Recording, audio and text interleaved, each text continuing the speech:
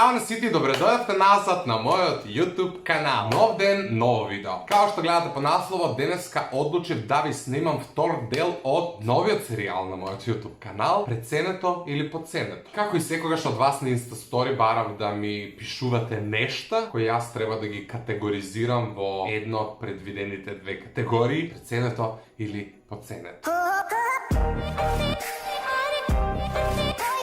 Леле, не знам, ама според мене мислам дека TikTokот е преценет. Премногу омраза има на таа платформа што некако ги труе луѓето. Кога и да се вклучам на TikTok, некој некого хејта, некој со некого е во драма. Премногу изфрустрирани луѓе станаа популарни благодарение на таа апликација и истите тие луѓе ја валкаат оваа професија, инфлуенсер, јутубер и така натаму, затоа што сите не ставаат во еден кош, а мислам дека не баш сите сме така слични. Нека не ми замеруваат македонските тиктокери затоа што постојат многу квалитетни македонски тиктокери и многу симпатични и смешни, меѓутоа генерално апликација која апликација мислам дека е преценета. Во минатото видео зборував за GP како јутубер и она што за него го кажав го мислам за скоро сите јутубери и за сите инфлуенсери генерално. Не баш за сите, али скоро за сите. Па до некаде и ќе се повторам кога е YouTube сцената во прашање, затоа што сметам дека сме многу сиромашни. Не мислам на пари, мислам на количина на јутубери. Постојат буквално десетина јутубери истакнати. Така што мислам дека ни фалат нови луѓе, ни фали нова енергија, ни фалат нови идеи, но од друга страна може би и ништо не ни фали, затоа што подобро е некогаш да имаш 10 истакнати и добри јутубери отколку 100 уби Боже.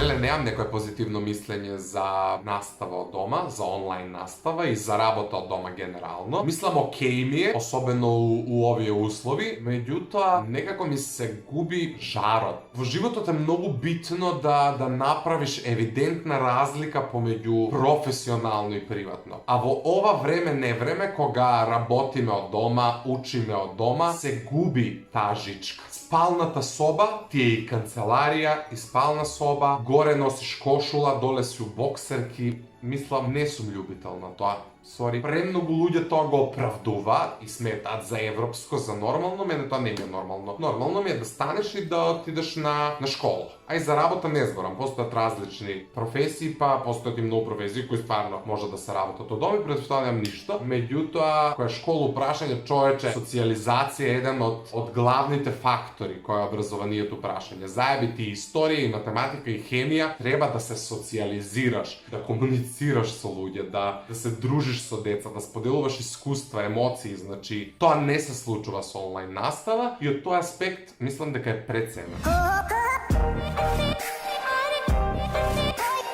Леле, не знам, Твитер е исто преценет, затоа што многу изфрустрирани суштества си дозволуваат да го искористат тој простор кој Твитер им го нуди за да плукаат по други луѓе. Твитер е генерално кул апликација кога би ја користиле на вистински начин. Ја имам Твитер 100 години, меѓутоа порано бев активен твитерџија, се сум некако пасивен, само гледам, анализирам, читам, не објавувам ништо, така што не знам, преценете генерално затоа што 90% од профилите на Твитер се фейк, се лажни и никој нема муда што се вика да излезе и да го каже она што го мисли со име и презиме, глава и брада што се вика. Твитер преценет. Ајвар подценет. Ајвар треба да се дистрибуира у цел свет. Треба секој жив човек на планетава Земја да проба ајвар. Треба секој да слушне и да проба за ајвар. Односно да слушне за ајвар и да проба. Леле, не знам.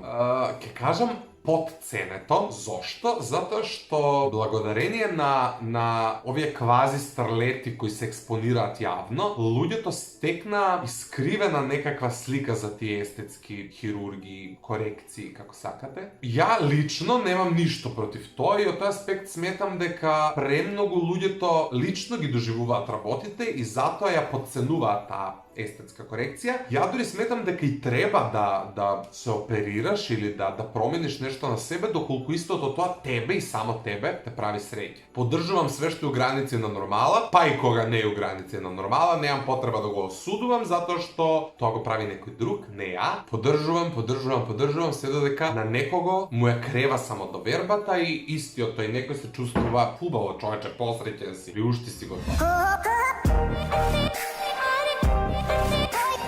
Свашта нешто би кажал, но мислам дека нема потреба. Јутубери пејачи се преценети. Затоа што околу песните на јутуберите се крева многу поголема галама отколку околу песните на пејачи, човече. И тоа некако ми е недозволиво. Од друга страна се случува, никој мене не ме прашува, така што не мислам дека јутуберите им се закана на пејачите. Тие не можат да им го земат лебот од устата, но од друга страна мислам дека малите деца имаат погрешна перцепција за музика, за добра музика, не знам.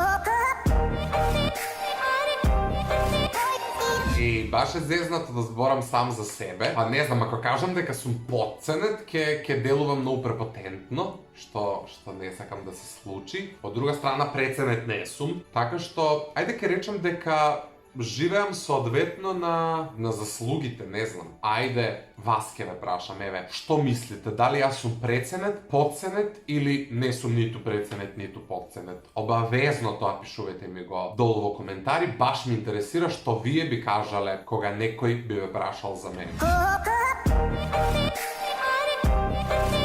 Ова ќе го одговорам без размислување, но со збор 2+, за да ме разберете на еден вистински начин. Според мене Макфест е потценет, меѓутоа не од луѓето, не од публиката, туку од самите организатори. Затоа што тие луѓе делуваат ко да не се свесни дека е 21 век и дека е 2020 година, еве скоро 2021, и дека истиот тој Макфест не треба да изгледа идентично како во 97-ма, например. Така што потценете, меѓутоа не од публика. Не го потценувам јас, и го потценуваат самите организатори. И што, другари, овде некаде ќе го завршам денешното видео, кој што искрено се надевам дека ви се допадна. А ние се гледаме веќе утре, на исто време, на исто место. Чао!